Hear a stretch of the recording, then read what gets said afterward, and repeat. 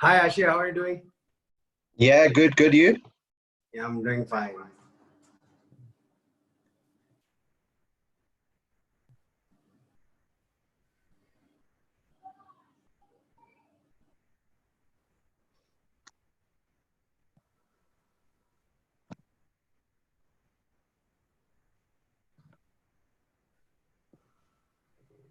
So I think we are yet to be joined by, I think Lily, she's there, but I think her camera is not putting well.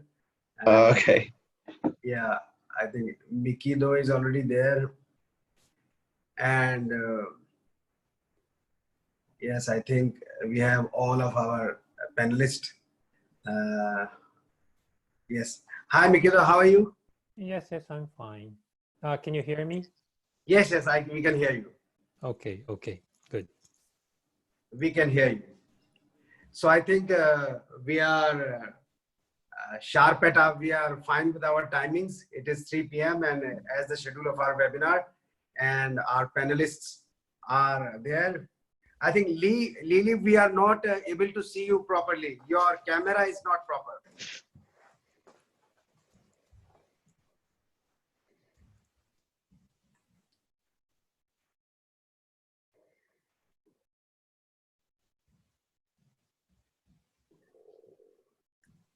Lily, are you able to hear us?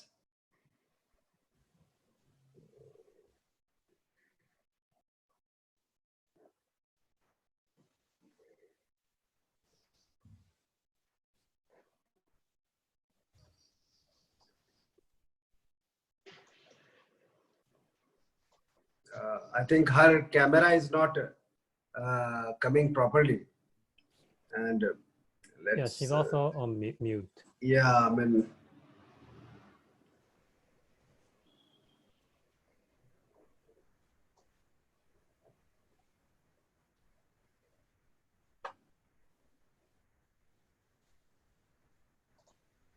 Lee, are you able to, your camera is not proper. I think she's not getting. Yeah, Lee, we are not getting, yeah, now we can see you.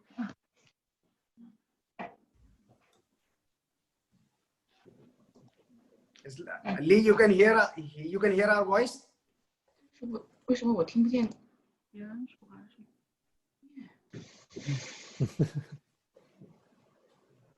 哎，是我这个。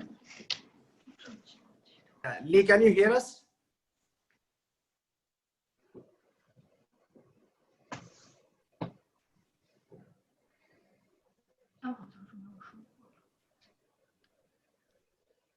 Hello. Yeah, Lee, can you hear us? We can hear your voice, I think. 不是，我要确认一下。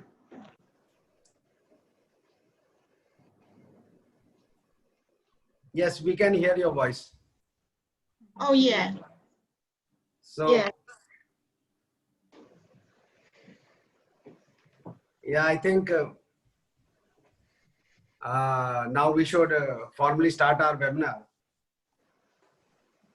So, a very warm welcome and good afternoon to all our participants and to our panelists. Friends, this pandemic has posed a very critical situation before all of us. All of us means the whole world, whether it's economic or health-wise.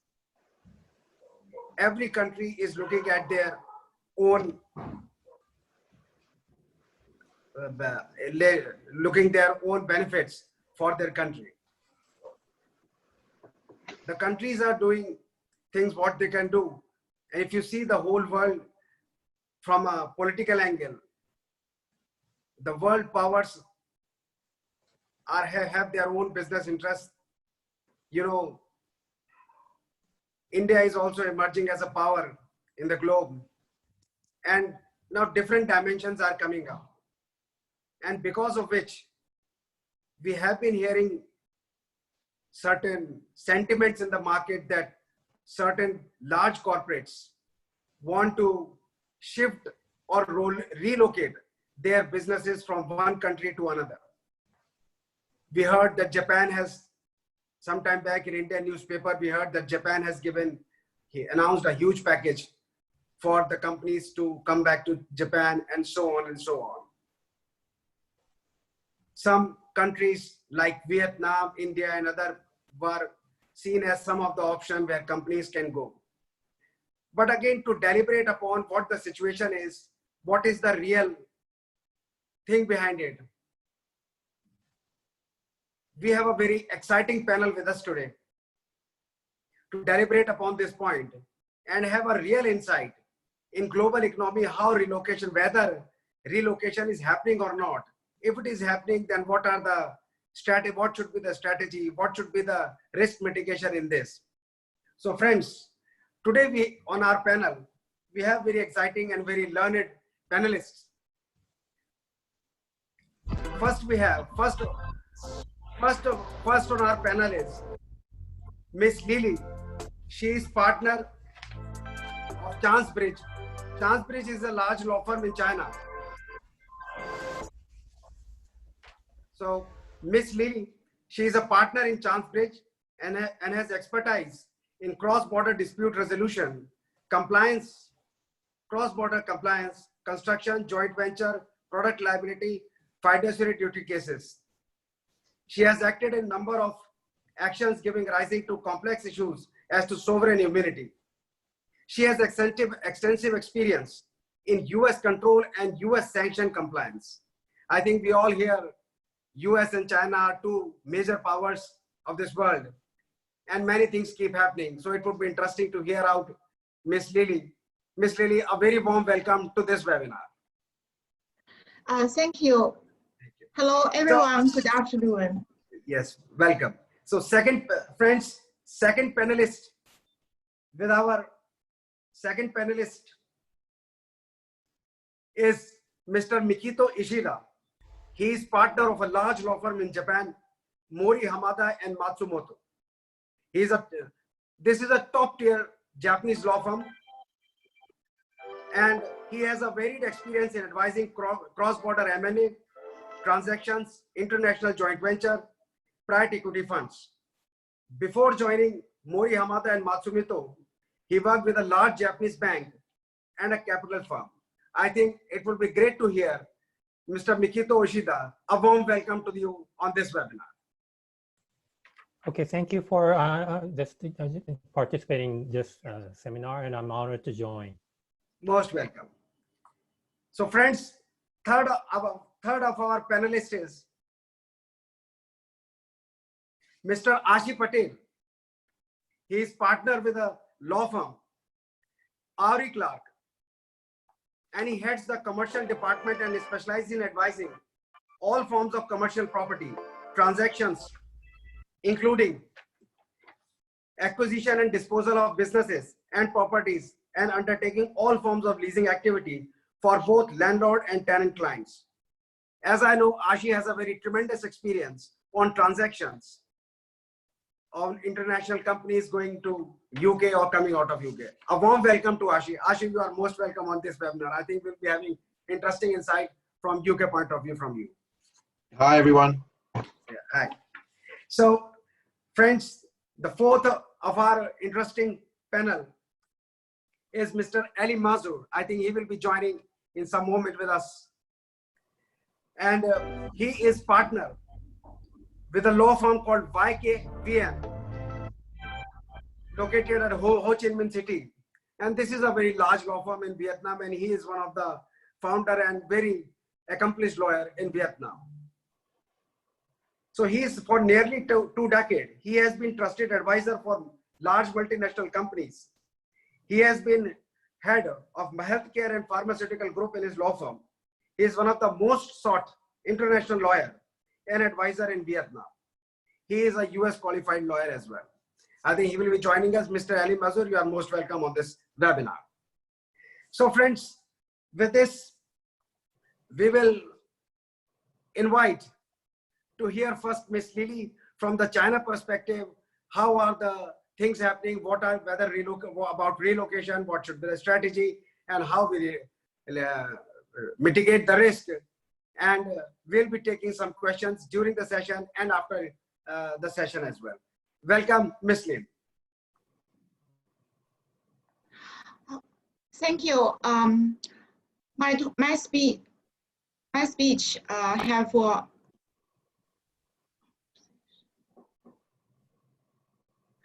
my speech will have 5 parts. The first part is the economic scenario post COVID-19, and the second part is why the large-scale withdrawal from China. And I will briefly explain some reasons. The third part is the risks involved in relocation. If one company really wants to leave the China, you need to consider the following things. It will help you safely leave the China. And the fourth part is relocation strategies. It's a general advice for every business person who want to relocate their business. And the fifth part is, I guess, what places will be the most popular places for foreign investors. The first part is economic scenario after the pandemic. In this part, I will briefly introduce the Chinese situation currently. Actually, there is no large-scale withdrawal of foreign investment from China. Even though many people predict that many foreign companies will leave China because of the pandemic, but actually no. According to a survey conducted by the Ministry of Commerce in April, the statistics shows that many foreign invested companies have resumed to work in earlier April. For me, our firm have began to resume work from March. And this survey also shows that 98% of Japanese companies located in South China, which is part with lower risk of pandemic.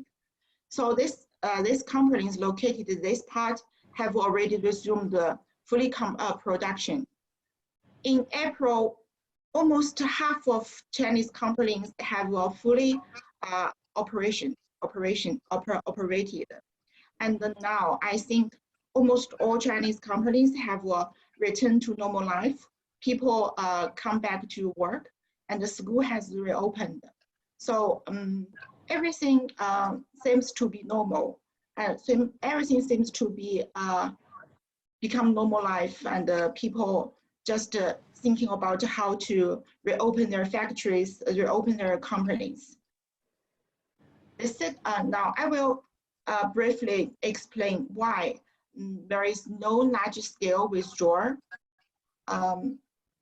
Actually, I think pandemic will have a huge or significant impact on many foreign investment, but I think this impact is temporary, will not be permanent factors to influence business person to think about their location of investment. Why? Because there are many other key points to make the businessman to evaluate where they will do their investment. These key points include whether the destination in this country, they will protect foreign investment, and whether this country has a stable and safe environment. And also for many foreign invested companies, especially for some companies focusing on producing products, they may very care about whether the destination country has a huge domestic market to sell their products. For China, we have 1.4 billion people, so it's a huge domestic market. I understand for many Japanese companies why they choose to invest in China. Maybe the first important factor for them to decide is because China has a huge domestic market. Another thing is many foreign investors will think whether the destination country have high quality and skilled workers, and also they will think about whether there is good infrastructure, mature industrial supply chains, especially for some manufacturing factories. They need high-skilled workers. They need a mature industrial supply chain, and all these things will make them easily to produce their products, obtain their raw materials, and obtain their equipment for production. So I think all these factors are key points or key concerns for foreign investors to think about which place they will choose to be their destination of investment.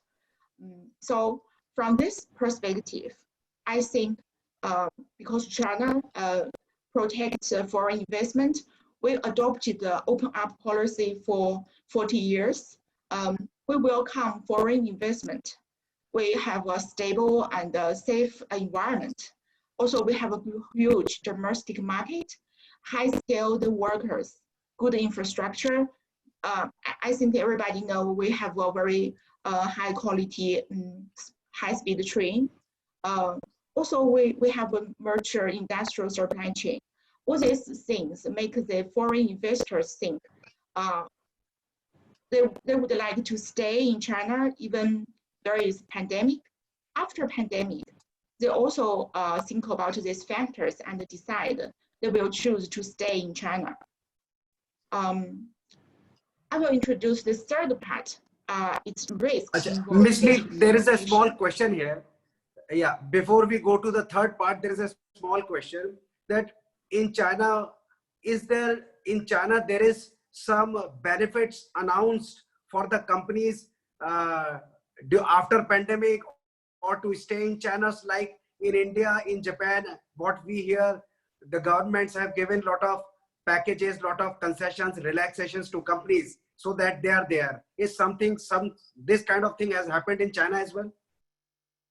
Oh yes, yes. Chinese government have made a lot of policies to help the companies, help them to continue to operate, and help them to suffer the bad effect from pandemic.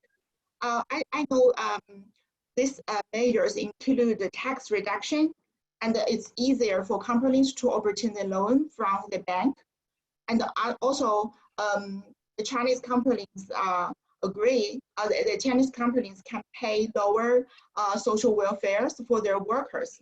Also, this will make them feel easier to continue to operate. All these policies or all these measures will help them to maintain their business and during this difficult time. Ms. Lee, sometime back we heard that in US they have said that they will delist the Chinese companies. So has that impacted or has that resulted in relocation some Chinese companies to some other place from US? You mean Chinese companies go to US, investment in US? Oh yes, we know recently Chinese US government passed relevant policies to limit the Chinese investments in the US. But I think these things may be some lucky coffee. There's a Chinese company listed in the US, and so there have some financial fake news, financial crimes.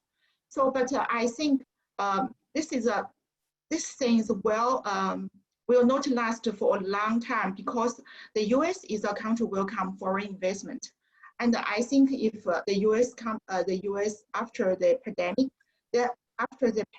they hope to begin their operation and they hope to attract foreign investment. I think Chinese company is a good option for them. Maybe if we Chinese companies can take some strict measures to do compliance, I think they will get approval from US government to do investment in US. Yes. Yes, we can go to the part 3 now. Yes, please. Okay, I continue my my talk. Yes, part please. 3. Yes. Okay, the part 3 is risks involved in relocation. if a company finally decided to leave the China, I think there are some factors they needed to think. First is the business term. Why this is so important? We know when foreign investors apply for business license from Chinese government, usually they will say how long their companies will operate. So this is a business term. Some companies, in order to get more preferential treatment, they will choose long business term, like 20 years. In this situation, some local governments will give these companies more preferential tax reduction, more preferential treatment, like lower rent for factories and the warehouse. So if foreign companies want to leave the China before the ending of the business term, but this company has already obtained many preferential treatment because of his originally long-term business. In this situation, these foreign invested companies may need to obtain a very specific approval from local government. If both parties reach an agreement, say, like if you leave the China earlier than the business term, so you maybe need to pay some compensation, or you need to repay tax. So in these situations, you need to think about the business term. The second factor is workers' disposal. If you want to leave the China, it means that maybe you will winding up your company. In this situation, you have to think about the workers' disposal. You need to pay, fully pay workers' salary, social welfares, and according to some labor contract, you will need to pay severance package. We know several years ago, some foreign invested companies, they just closed the factory and the owner disappeared one night and nobody can find them. So the workers just have no job, have no any income. It's really bad situation. So Chinese government now we have a more strict requirements for foreign investors. If they want to close the company, they need to pay salary, clear social welfares for workers, deal with the workers' disposal. The second factor is the state-owned property disposal. If a foreign investor build a joint venture with a state-owned company, so the state-owned company has shares of this joint venture. When you decided to close this joint venture, it means there is some issues relating to state-owned property disposal. China has specific rules about how to dispose the state-owned properties. So you need to pay attention to these special rules. The fourth factor is the dividends and profit distribution. We know when foreign investors want to close their companies, maybe they have some dispute about dividends and profit distribution between different shareholders. If you can amicably resolve these disputes, you may face this litigation or arbitration. All these proceedings are very time-consuming. Tax. Another factor is tax. You need to pay all tax, which is required by the law. So after you deal with all these factors, finally you will get approval from government, from the tax authority, and so you can you can move your proceeds and the dividends and the profits outside of China. So that is the foreign currency controls. So you will get the approval from foreign currency controls authorities, so you can get your money out of China. All these factors is the key and the main factors, main concerns for foreign investors if they really want to leave the China. That next part is about relocation strategies. This relocation strategies is very general. I think it's for all foreign investors, no matter where they located, no matter where they located. The first is you need to balancing all factors before deciding. These factors, not only business factors or commercial factors, you need to also think about legal and cultural factors. Or sometimes all these factors maybe have a huge impact on your investment. Another thing, and I think it's the basic request is at least you need to consult the professional advisors about legal, tax, and administrative requirements, respectively. So it will give you a very comprehensive understanding and professional understanding of the risks and the benefits if you want relocation. The next part is, I guess, what is the most popular places? I think for business person, they also will, a pandemic is temporary things, but other things are permanent for them to decide where they will locate their business. So also, this part also coincide with what I said in the second part. So whether this place is stable, it's safe, and also whether this place is friendly to foreign investors. Its legal systems, its political environment, its cultural, all these things. And the third factors, it's detailed, means you need to think about workforce, whether the worker is skilled, infrastructure, industrial supply chains. Also, you may think about whether there is a huge domestic market to buy your product. All these things, maybe all these factors will make people to think where they will locate their business, and if some place have these advantages, it will be popular for foreign investors. This is all I speech. Thank you, everyone. Yeah, it was really an insight to us. Miss Lee, before we move to Mr. Michito Ikeda for Japan overview, I just want to ask one question which is popping up on the screen. What are the issues related to if somebody wants to move out a company from China and or from any other place? So what are there labor issues involved? Is it a very great problem? How do you see from that point of view? For example, I am a company and I want to move out to some other country. So is there a labor, how are the labor law placed? How it is difficult or how much it is easy? Yeah, neighbor dispute. Yes, neighbor is a very big issue for every company, no matter it's a foreign company or domestic company. When you decide to close, you have to deal with the labor dispute. You have to think about disposal of workers.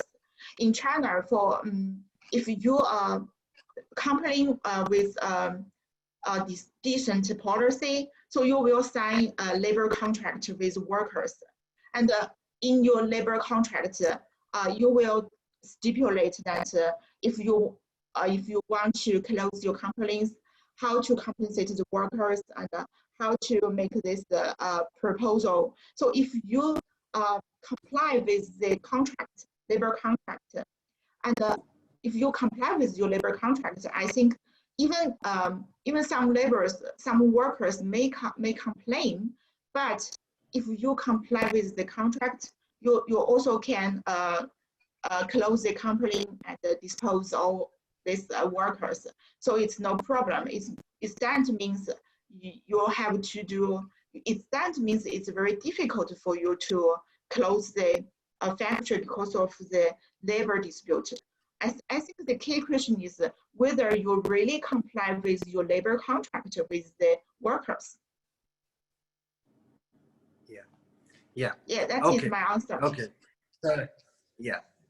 Thank you, Ms. Lee. It was a wonderful, nice insight from China perspective, and I think we'll have question and Q&A session. In the last, we may have some more questions.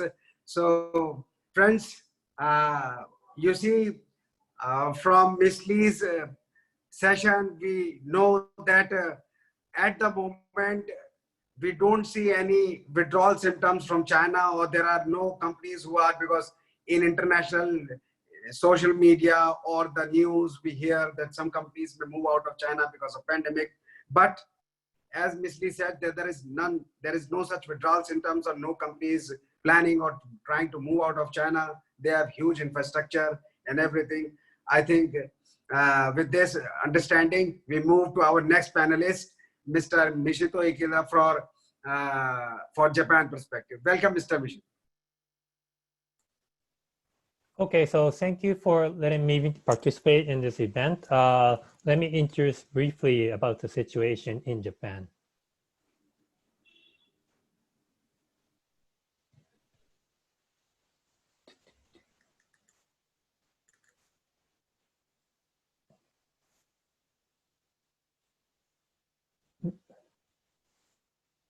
I wonder if people are seeing my slide correctly. Yes.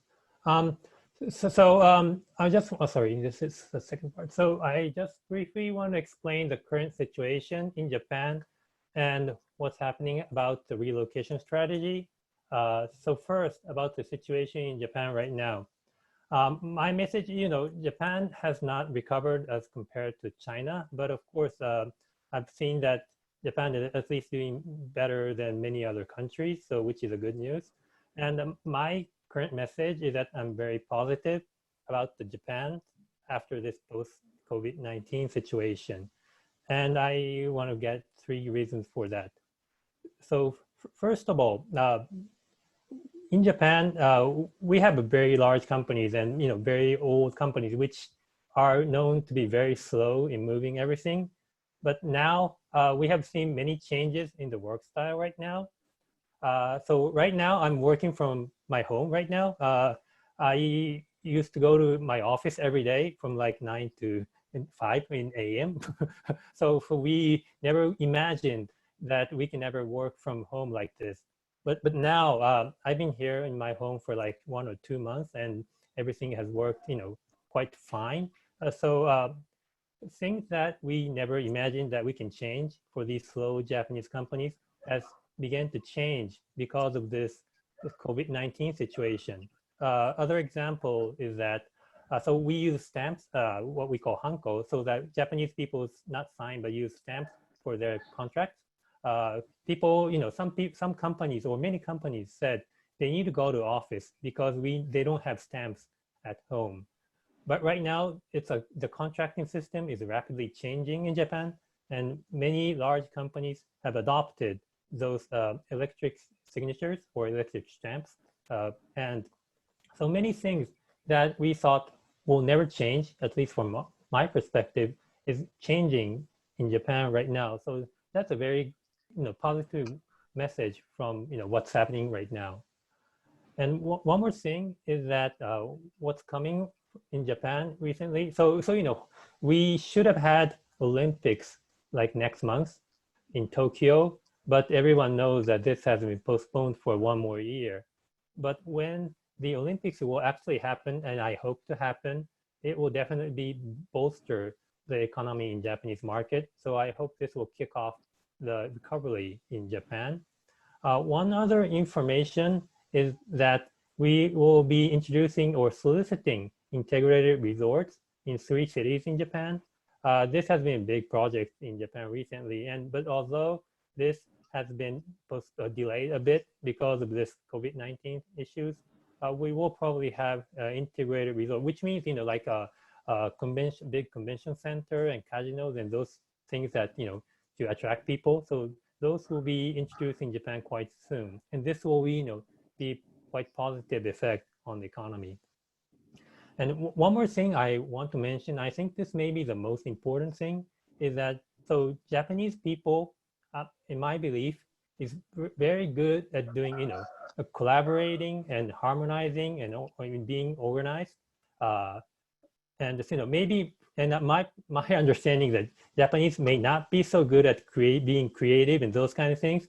I believe, maybe Indian people are much better in being creative and producing everything. But Japanese, characteristic is that we are very good at being, collaborating together and working together.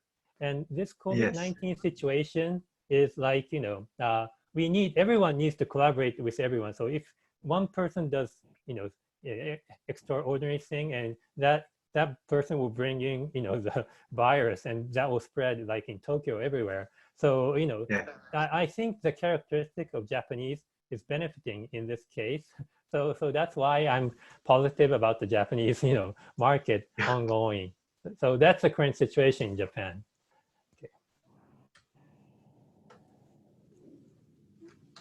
Okay, next, so this topic was about the relocation strategy. So I want to touch up on it a bit. Samir mentioned, so there are subsidies coming from Japanese, METI. Mikito, I will just stop you at a moment. There is one question I would like to ask before you proceed further. In India, we heard there was a news that Japan has announced a very huge incentives for the companies to bring back their businesses or their manufacturing units to Japan, and they have given a huge packages to those companies. Is it true? And can you explain something more about it? Yes, so METI, the government, the Ministry of Economics, Trade and Industry, they have announced a subsidy that will support the companies who introduce the production back to Japan. And as far as I understand, there is one company called Iris Oyama who produce, masks. So we have been lacking masks. Japan likes masks, and we use it, but because they were mostly produced in China, we had serious, lack of masks. And some companies like Sharp, they produce new masks, and Iris Oyama, they produce new masks. And I think the Iris Oyama was the first to use the subsidy for that. Just one comment, about the subsidies. Actually, Japanese government is right now quite messed up because everything, so we've announced very big subsidies on many kind of things, but there is a debate that those money are not, not used in the proper way. So some companies tend to be, very close to government and those kind of things. So Japanese people are rather focused on that issue, and this METI subsidy about the relocation is not so much focused, to be honest, in Japan, I would say. It's a funny thing, but. Yes, okay, so relocation strategy. So as far as I know, I've been advising many large companies, and I don't hear so much of relocation of headquarters itself. At least I haven't heard so much about, but now people are very busy, trying to just manage their current supply chain and current business and try to save many people, many companies, small companies, because like, I represent an automobile company, a very big one, maybe the biggest one, but so Japan has very small companies that support those big companies in order to manufacture those, big things like automobiles. And because those small companies are very weak to these kind of situations, I'm currently supporting them how to provide money for those small companies to survive. And those things are happening, but maybe people are too busy, companies are too busy doing that. So I haven't heard, at least from companies, that they're trying to move headquarters. But on the other hand, I do hear that there will be a change in supply chain. The subsidy that we just talked about is one topic on that.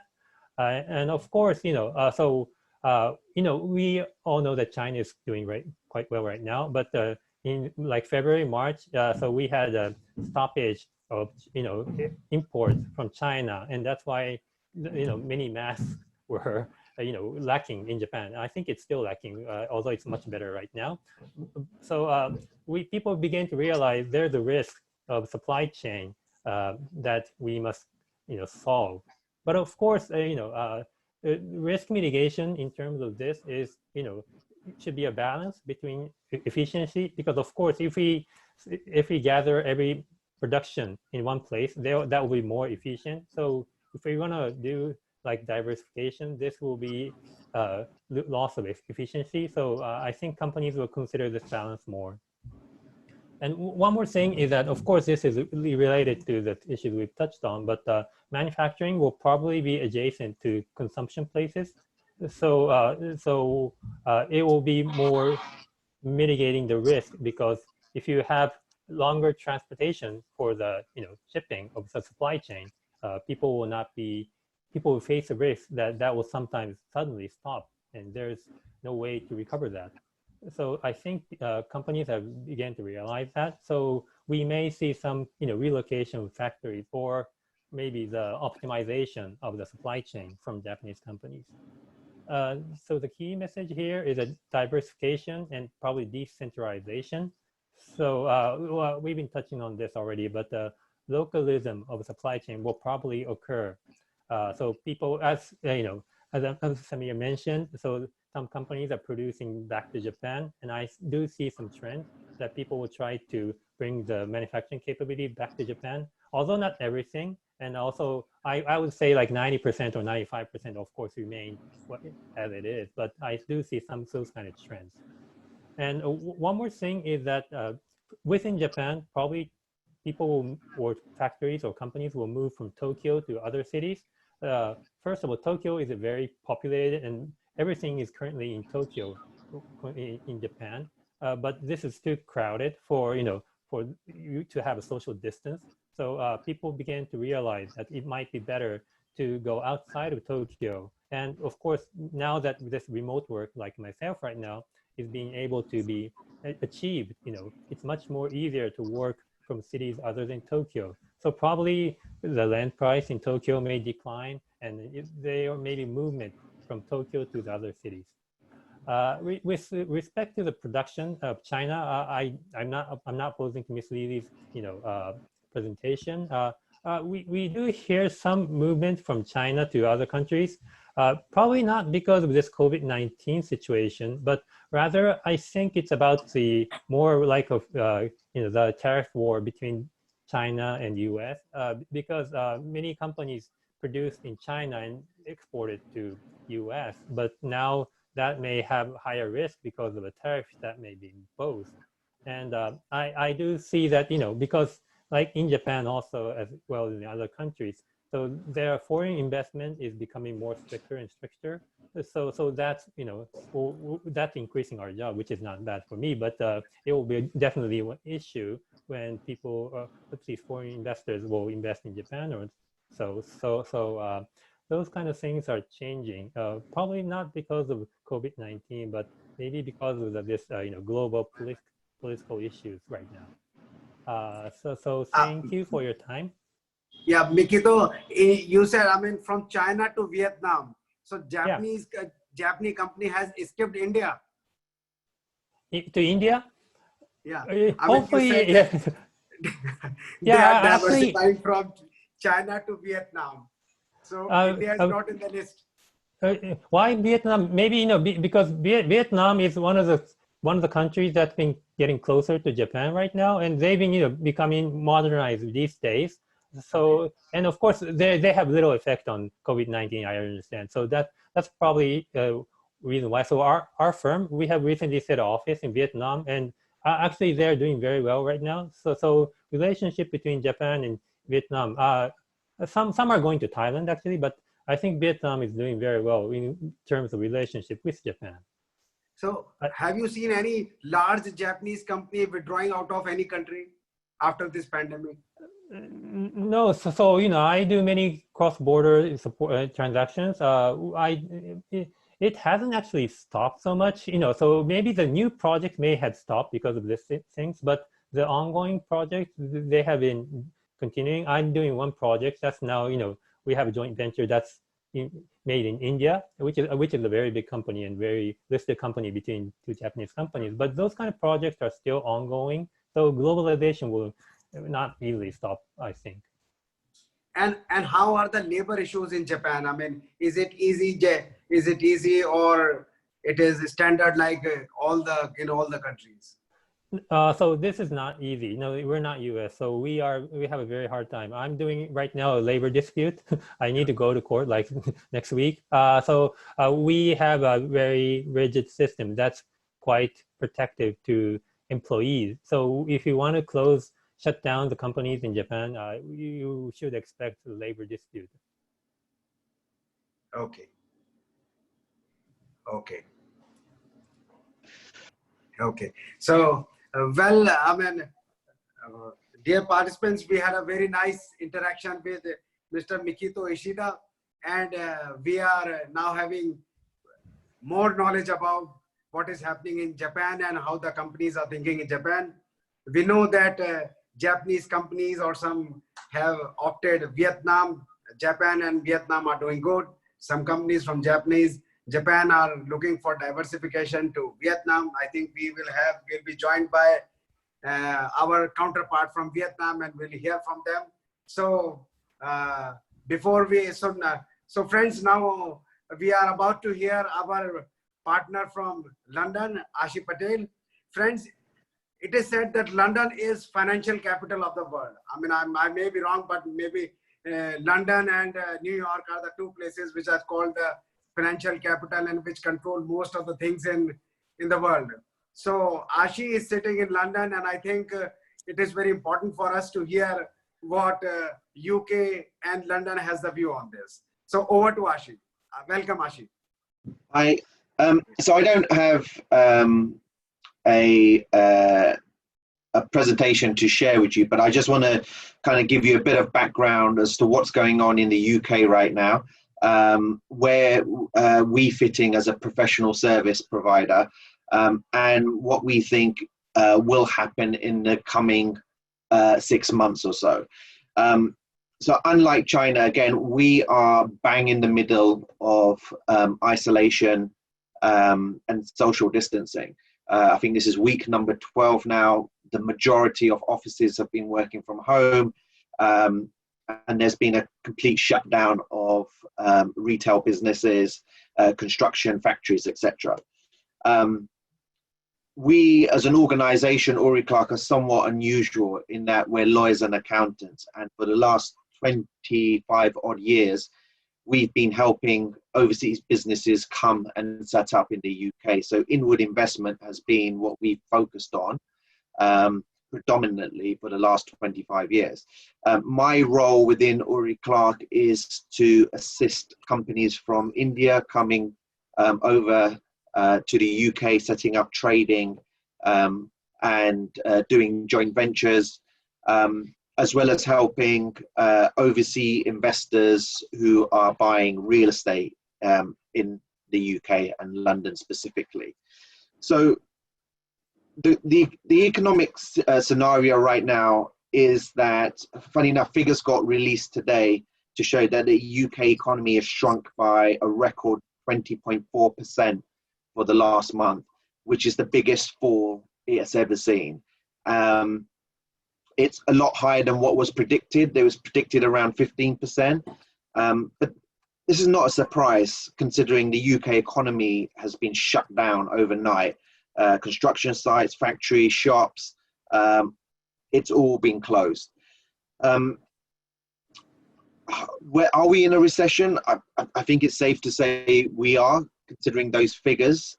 But the question now is, how long will it take to recover? And I think next month will be a good indicator, because when the figures get released next month for this month, we'll see how the slow opening up of isolation and businesses going back, and the UK economy starting up slightly, will have an impact on the figures.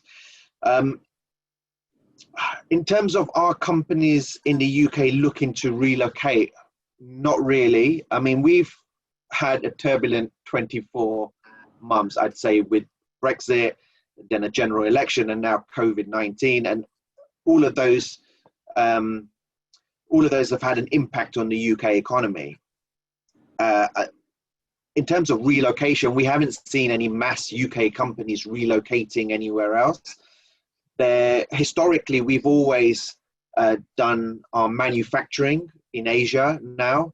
We don't have that much manufacturing left in the UK. Some of that's slowly coming back, but I think historically that will continue to be done in Asia. As a result of Brexit, a lot of companies have looked at how we trade with Europe. And if you are a goods company, then a lot of companies have set up in Ireland now as well, to have dual companies. But we've not really seen any major relocation from the UK to other countries. And I think from my point of view, kind of the relocation strategy and kind of mitigating risks kind of go together. You should have a global relocation strategy. If you're moving from one country to another, look at all the different factors you need to look at, from the legal requirements, any form of licensing requirements, if there's the tax issues, employing staff, those kind of issues. What you need is good professional advisors to help you kind of guide you through those issues. In terms of the kind of which countries will benefit from this, again, I think it's too early to kind of say. I think we now live in a world where a lot of companies look globally. I know historically companies used to just consider their own borders and think, right, if we're good in the UK, or we're good in India, or we're good in China, then that's good. But the younger generation that are coming up look at the world or business more globally. And so what we've seen is a lot of companies now looking at different markets, whether it's India, China, Japan, Singapore, the Nordic region. And so I think that will continue. I don't think COVID will have a major impact on that. But in terms of companies relocating, I don't see that as much in the UK as maybe in other countries. I think UK companies will definitely look at other markets, and their strategy normally is to set up subsidiaries in other countries and then trade through that. Yes.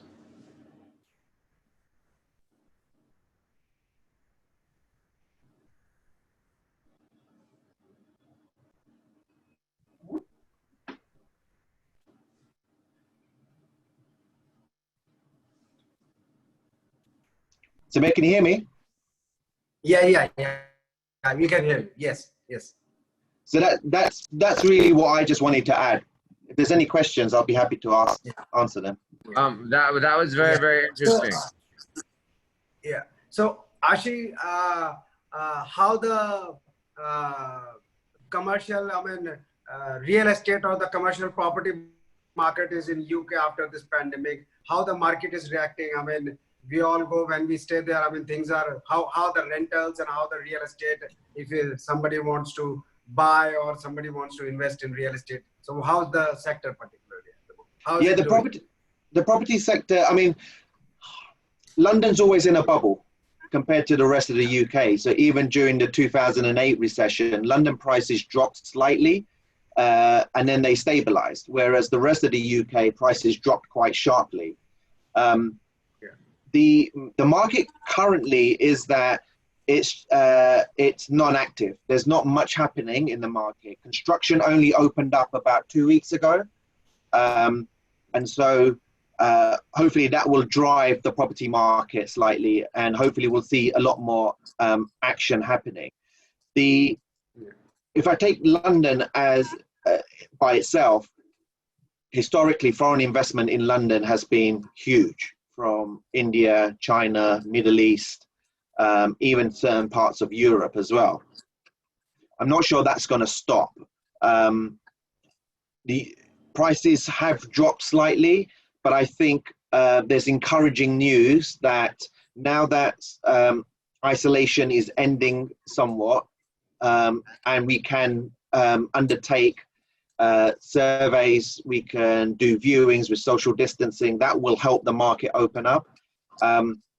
but what I see is that after maybe not next month, maybe after August, it will be a buyer's market, and buyers will be able to dictate a lot more the terms of acquisitions rather than what we've had previously, which is the sellers who have been in a strong position. So I think that will switch slightly now, but the property market in London will still be strong.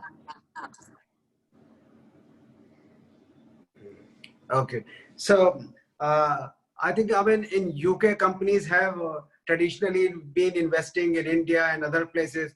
What do you think? I still, like Mikito just said, that Japan is doing good with Vietnam. So do you think, is there any preference by UK companies, whether for India or Vietnam or any other country, or it's like before only? Yeah, I think there's definitely been, over the last couple of years, there's definitely been a bigger, strong connection between India and the UK. And I think both governments have been working on that. We're hoping post-Brexit, India and the UK will have a stronger economic tie, as well as with China and the US. But I think the preferred choice for manufacturing, from what I seem to hear, is either China or India at the moment. And I don't see that changing. Okay. Thank you, Ashi, for the insight. Friends, we know now that from UK point of view, there is not much of a relocation happening. There may be some investments in inbound and outbound, but relocation, we don't see much of relocation happening over there. So I think now we are joined with, so thank you, Ashi. If there is a question, we'll take up in the last. Now, friends, we are joined by our partner from Vietnam, and we heard good news for Vietnam from Mikito also. So Mr. Yes. Ali Mazur. Yes, I'm here. With us. Yeah, he has joined us, and as I already said, Mr. Ali Mazur is a very renowned lawyer, and he's a part of a very renowned law firm in Vietnam, and he would be enlightening us from Vietnam point of view. And we already know that Vietnam is gaining a lot of traction in the world, and India is competing with Vietnam for attracting foreign investments. True. So let us hear more from Mr. Ali Mazur. Welcome, True. Mr. Ali Mazur. Yeah, true. So can everybody hear me? Yes, we can. Okay, excellent. So I think, as you all know, Vietnam has been one of the least affected countries by COVID-19.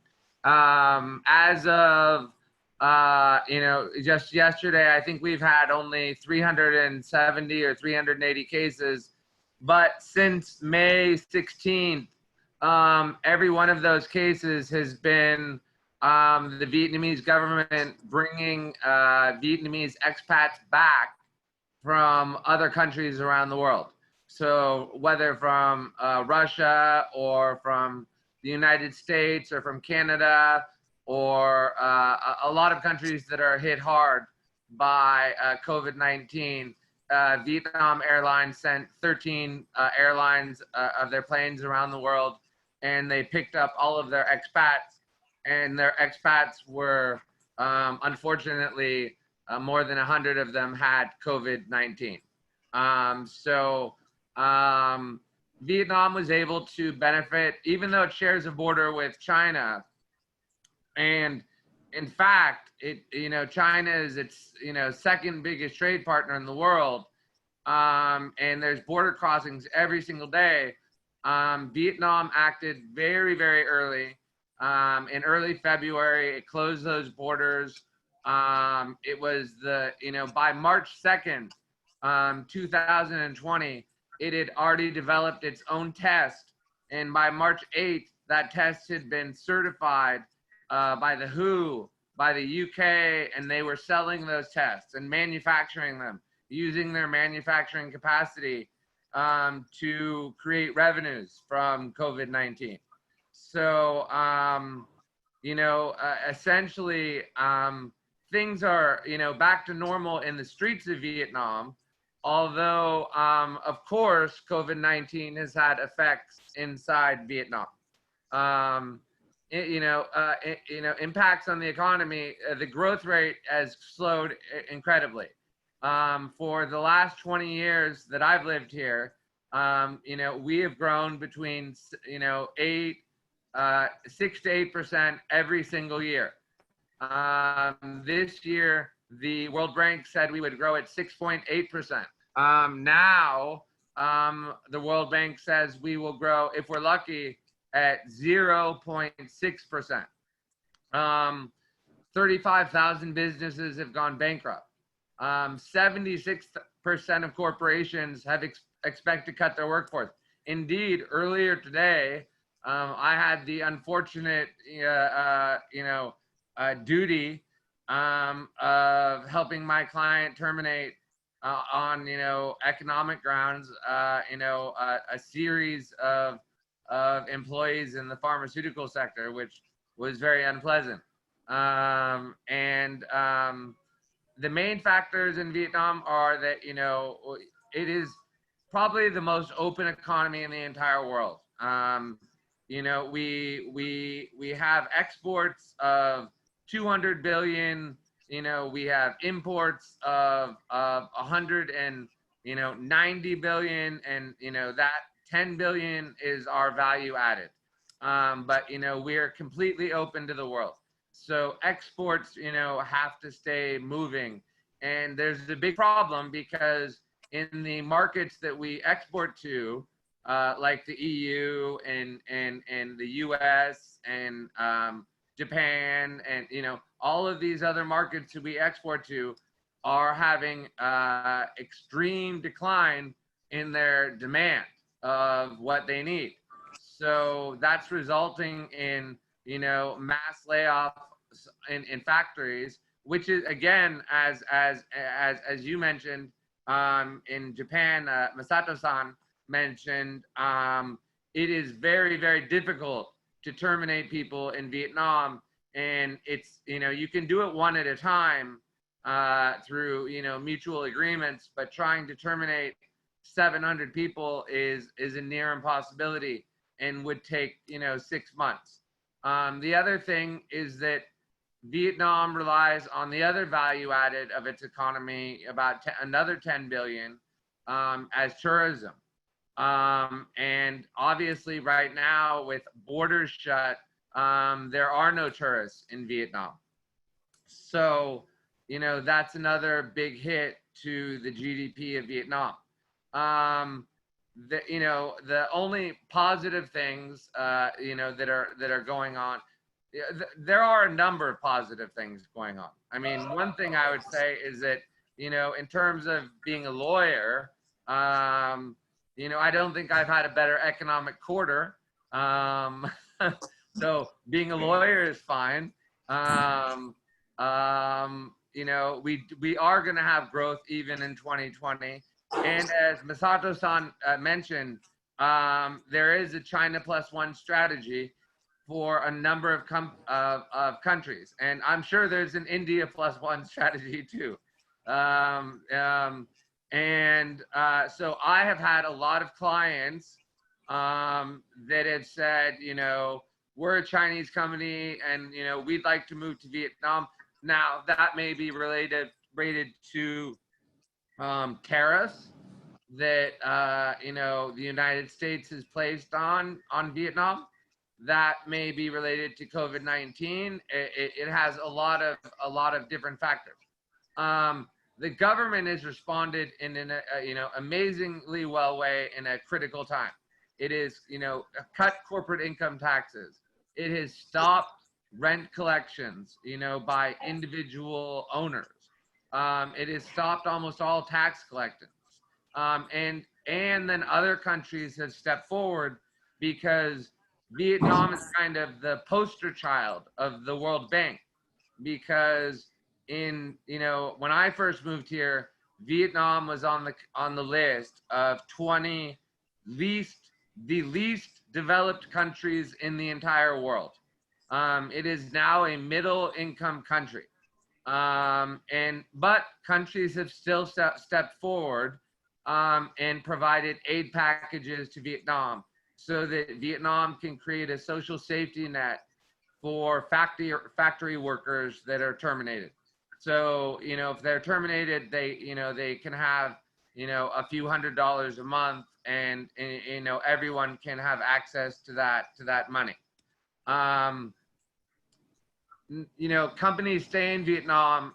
Okay, I have not witnessed anyone relocate from Vietnam. Okay, no company has called me and said, we are leaving Vietnam immediately to go to a country that has, you know, 45,000 cases of COVID-19 when you only have 350. So, you know, we remain competitive because, you know, we have the, well, companies come here because we're, you know, a competitive economy. We're developing. The cost of relocation, the focus of our workforce on technology, a very educated workforce, and we have a strong industrial base, and you know, the ports to get manufactured goods out fast. And if motherships are needed, Singapore is, you know, only a few hours away, you know, even by a ship. So why companies might leave, you know, there are rising labor costs. Even a factory worker, when I first moved here, cost $200 a month. Now they cost $2,500. But in China, when I first moved here, factory workers cost $600 a month, and now they cost $13,000 a month. So the average salary of a factory worker in China, $13,000 a month. So there's a big you know, issue.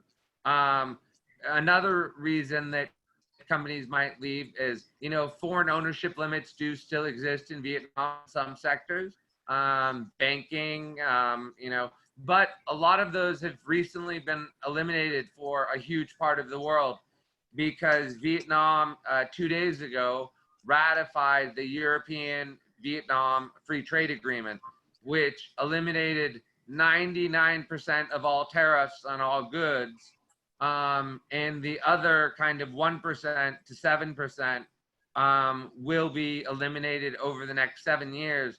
So we'll have a 0% tariff arrangement with the EU. That agreement was held up for a number of years. They actually stopped negotiating in 2015 because of the Singapore Free Trade Agreement had to be finalized, and the EU wanted to make sure that they got the rights that they wanted for their pharmaceutical sector, which is where they, of course, produce the most revenues in Vietnam. Although, of course, they are a major contributor to FDI in Vietnam. But again, no major company or no company of any size has expressed any intention to leave Vietnam. So, you know, if you add a relocation strategy and risk, again, you know, foreign ownership restrictions exist, especially, I should have noted this, especially in real estate. For instance, foreigners can only buy up to 30% of the apartments in an apartment building. They can only buy 10% of the land lots in a residential zone. But that has gradually seen liberalization. You know, 10 years ago, those were 0% and 0%. And slowly they've opened up those sectors. And probably within 10 years, it will be, you know, 100% and 100%, because the Vietnamese government has a strong interest in having real estate prices rise, because that is one of the only investments that a Vietnamese entrepreneur or wealthy person can make, because of currency controls, which is another issue that you consider if you're going to invest in Vietnam, is that it is not easy. It is very easy to get money into the country. It is a much different deal to get money out of the country. So points for investors to consider is, is your sector restricted? Do you need a local partner? Do you want to open up as a representative office, or do you want to open up as an entity? What's your investment structure? What treaties do other countries have with Vietnam? Singapore has a great treaty with Vietnam. The EU now has a great treaty with Vietnam. So you might want your holding company to be in those countries so that your money flows through those countries into Vietnam. Risk management. You need to do effective due diligence of target companies always in Vietnam. Compliance programs are important. Even, due diligencing intermediaries and third parties are important. Vietnam remains one of, the most, high risk countries in the world in terms of corruption and in terms of compliance. So it's always something to think about. Now this is kind of almost a disgusting slide. Vietnam will benefit from COVID-19. Already the country, is in a very strategic position in Southeast Asia. We are, completely open to foreign investments. We have low-wage workers that are qualified, that are college, educated. Vietnam has showed its strengths and its government strengths through this COVID-19 crisis. The ratification of the EU-Vietnam FTA just 2 days ago was a major step in the development of Vietnam, and is expected to add 4% GDP growth to Vietnam, although only 260 billion of growth to the EU. And the other thing is that, we expect that divestments in China to continue, and that investments in Vietnam will continue from China, which will, I think, happen with India too. And that is fundamentally about the cost of labor. And then the reforms that still need to be made are, business restrictions, lifting those restrictions in real estate, in banking, in funds, in some other industries, energy. There's a very weak infrastructure in Vietnam that needs to be improved. In Ho Chi Minh City, the infrastructure is fine. In Hanoi, the infrastructure is fine. To Hai Phong and Vũng Tau, the ports, they're fine. But if you get outside of those areas, the infrastructure is terrible. There's one road that connects the whole country. And that road is not a good road. It's a very dangerous road. I never recommend taking it. And then we need to work on, our right for companies to remit profits to their holding companies. And, right now, it used to be 2 times a year. And I think right now the law has changed where you're only allowed to remit profits 1 time a year, which, that is, quite a restriction for instance, if you are a fund and there's a global crisis and you're getting calls on your money, for people to claw back money, even though they made 5-year commitments, but they want their money back after 2 years, and you cannot get it out of Vietnam for 12 months. In summary, Vietnam thus far has done an amazing job at COVID-19, and its response has been, I think, the very best in the world. In fact, I got a flyer for my son the other day that said, "Summer camp to celebrate the end of COVID-19." And I thought to myself, no lawyer has looked at this, because this is a global pandemic. There is no end to global to COVID-19, it could be, in our community right now without our knowledge. And I'm certainly not sending my son to that summer camp. So I am, open to any of your questions. As you notice, on the slide, the ease of doing business in Vietnam, particularly in ASEAN, has become easier and easier throughout the years. And according to the International Monetary Fund, and that is the end of my presentation.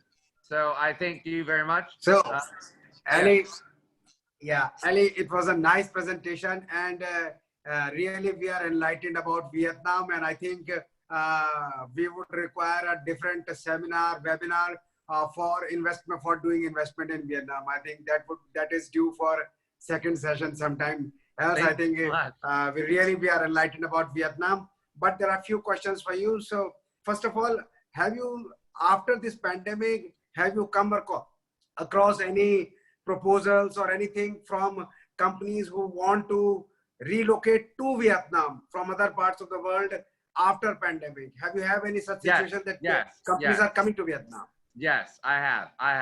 I've had two. Which sector companies are moving to Vietnam? Big manufacturing companies. So companies. Manufacturing. So because remember, Vietnam, they have a few expertises. Samsung, Intel, creating microchips, shoes, textiles, and then manufacturing of furniture. So I've had two furniture companies from China approach me that export, around $200 to $400 million a year to the U.S. in furniture, wanting to move to Vietnam. And thus far, those are the only two companies that have approached me. Okay. So what do you think, Abid? The reason for moving to Vietnam is the infrastructure or the labor or the legal system? What are the main features? What are the main issues because of which they have chosen Vietnam? I hope this is not being recorded by the CIA. I would say it's a general. We want very general answer just for our enlightenment. I hope I would guess that the main reason is tariffs. And that they had plans to move to Vietnam before COVID-19 even came onto the scene. That would be my guess. Okay. Yeah. So what kind of infrastructure is developing in Vietnam? Because Vietnam is a developing country, and you are expecting a lot of investments in Vietnam. So what your government is doing to handle that kind of, is the government developing enough infrastructure to handle such incoming investments in companies? As Masato-san knows, we are in the middle of an enormous project to create two subway systems in both Ho Chi Minh City and Hanoi, which will relieve traffic, on the streets of those cities. We are also creating bridges across our rivers in both of those cities. And the Japanese government is being very helpful with the project in Ho Chi Minh City, although the Vietnamese government perhaps is being less helpful. And so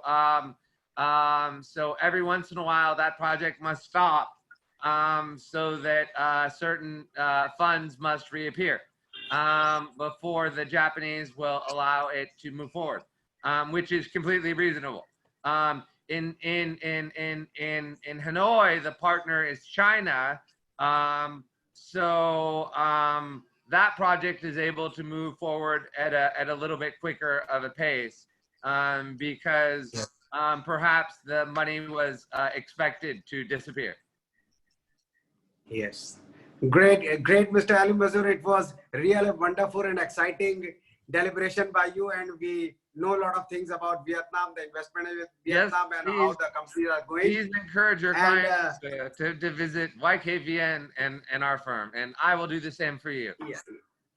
Yeah. And we have a question for for Miss Lily, our China counterpart. Some participant has asked the question: post-pandemic, what kind of technological or legal or regulatory developments are happening in China, if there is any? Can you just throw light on this? So in Vietnam, you're asking, the question is, what type of regulations are helping in the Yeah, technology? in fact, this question is put for our China counterpart, Miss Lily, for China. Oh, I'm sorry. Go ahead. Sorry. So is Miss Lily is here or not? I'm not able to see her on the.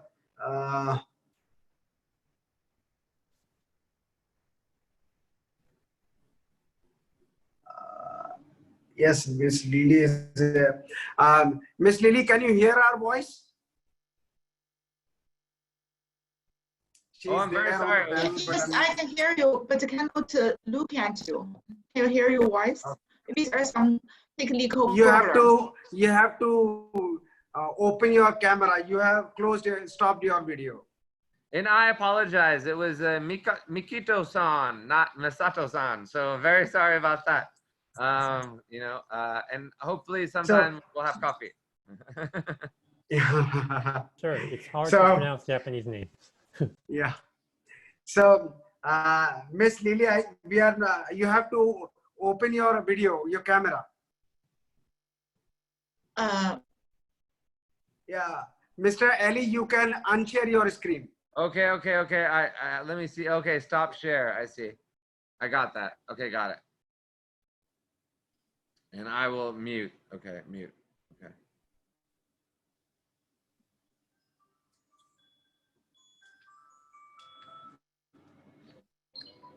Yeah, Miss. Yeah, now we can see you. Yeah. Miss Lily, there is a question asked by one of our panelists.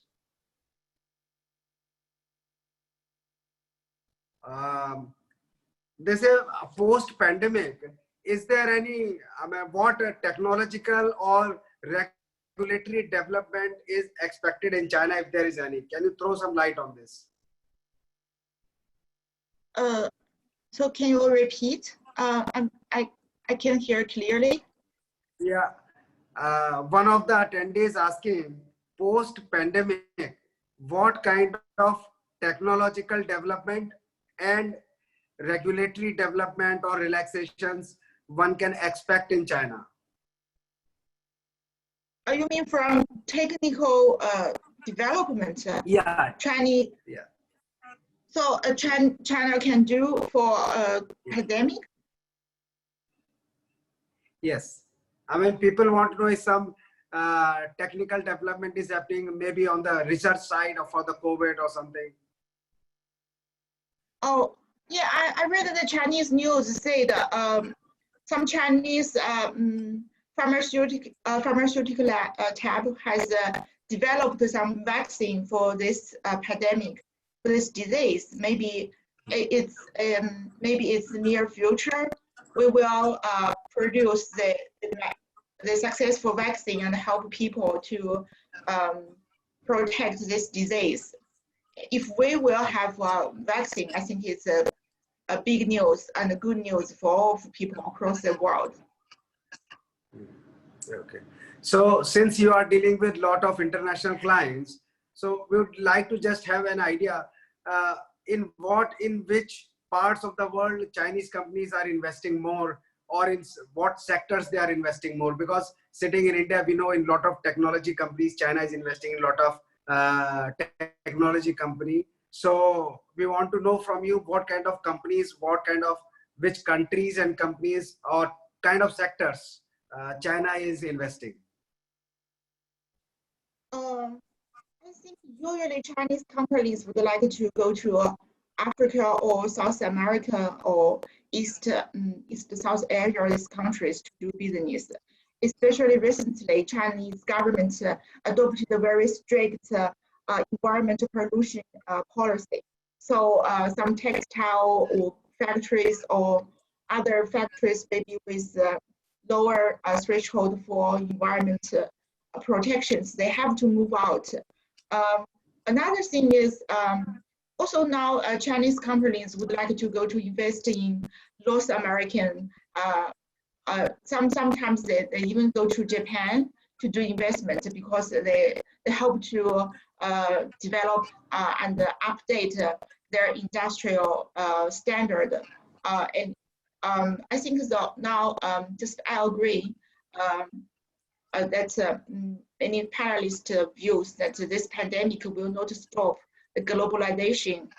And also, I share the same views about with other panelists that they have no large withdrawal or large relocation trend across the world. So Okay, great. Yeah. So Mikito, there's a small question put to Mikito as well. Mikito, the same thing I would like to ask you also, that Japanese post-pandemic, whether the Japanese companies, which a part of the world or which sector they are investing, because some what kind of companies or which part of the world they are investing, or they are concentrating within the country, or what is the mood and sentiment of your country? Yes, so I told a little bit about, the manufacturing coming back to Japan, but the large trend itself, like for these 10 years, is I think we have lots of business moving on to Southeast Asia. Actually, prior to that, we had like China, bigger ones, but not like these 10 years, I would say Southeast Asia has been a big, new business partner for Japan. And actually, our law firm has opened an office in Singapore in, I think, 2011. And ever since that, almost all of the Japanese big law firms have opened many offices around Southeast Asia. So that's a current big business trend. And we've been very successful, I think, in that area.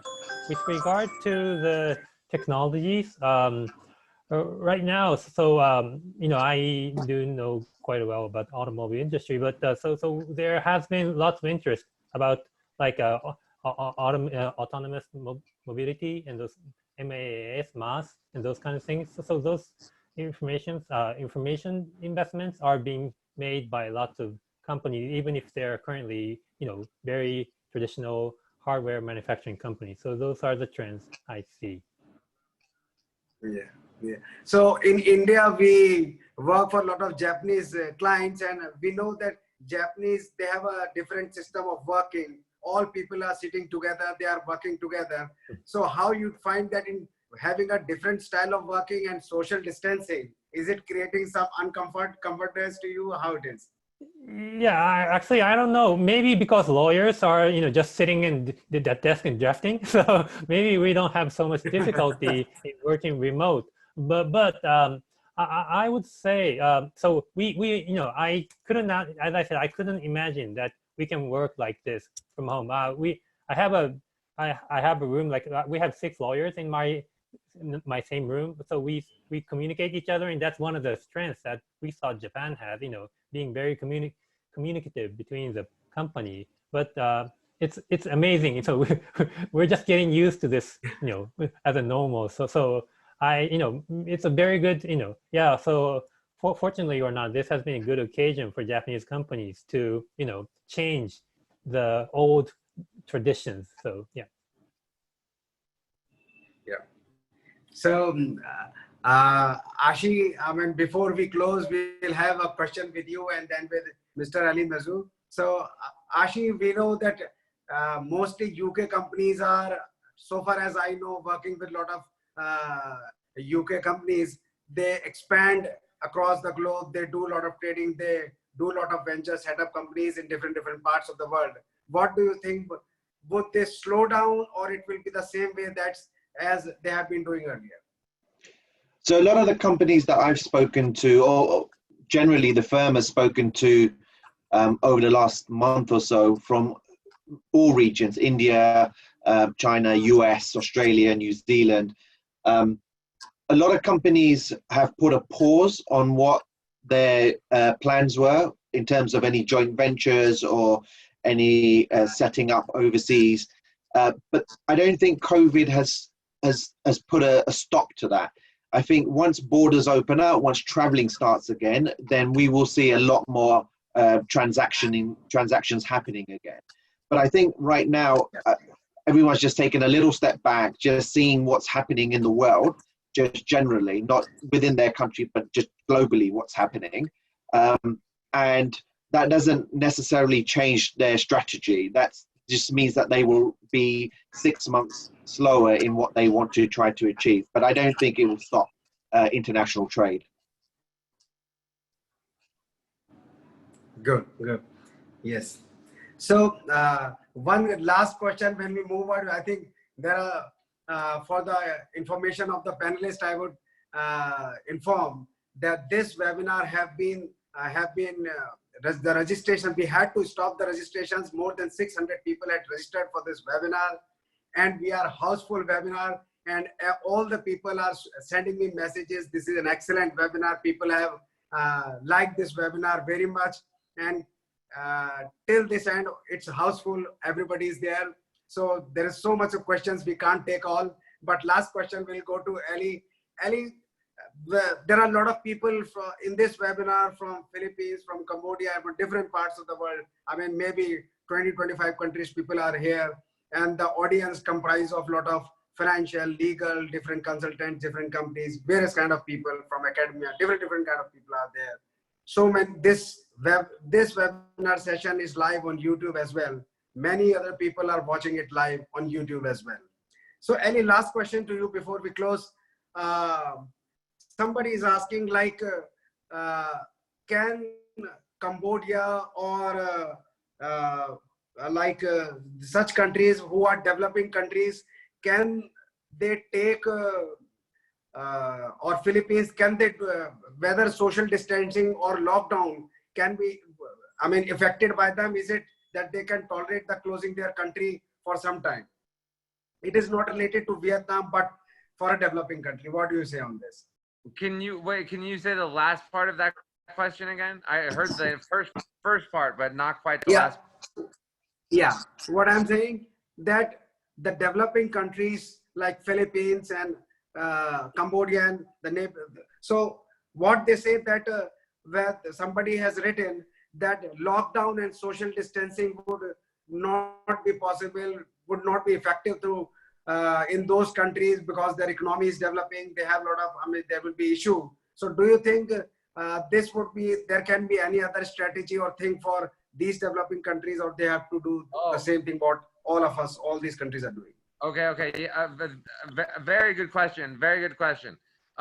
So Vietnam, although they did have a lockdown for a certain period, that was not the strategy that worked in Vietnam. The strategy that worked in Vietnam was their ability to contact trace and even indirect contact trace their cases, and then quarantine entire buildings or entire neighborhoods where people lived. So the lockdown was not part of the success. I mean, it was part of the government response, but I would not attribute any of the success in Vietnam to that 1 month period. As people might know, Vietnam has a significant apparatus of security, of different levels of government. And what they were able to do was just kind of, flip those people and say, instead of watching for this, watch for people sniffling and sneezing, and take everybody's temperature. And when you find someone that has a high temperature and you test them, quarantine their entire building. In fact, it happened to my French intern. Someone in his building, his apartment, his 35-story apartment building had COVID-19. So for 14 days, he was quarantined. That was the way that was the strategy, and that has been the strategy. And Vietnam will not lock down the country again. Okay. So I think, friends, we are on the close of this webinar, and we all had a very wonderful session. And thanks to all of our panelists. And we'll have some other webinar on different subjects. But for this, thank you, Ali. Thank you all the panelists who took the time from their busy schedule. And we are here, and all the attendees. I'm very much excited to see how much attendees and participants are glued to this webinar and listening to all of us. So thank you once again. Thank you very much. Goodbye. Thank you. Goodbye. Thank you. Bye. Goodbye. Bye. Bye-bye. Bye bye. Bye-bye.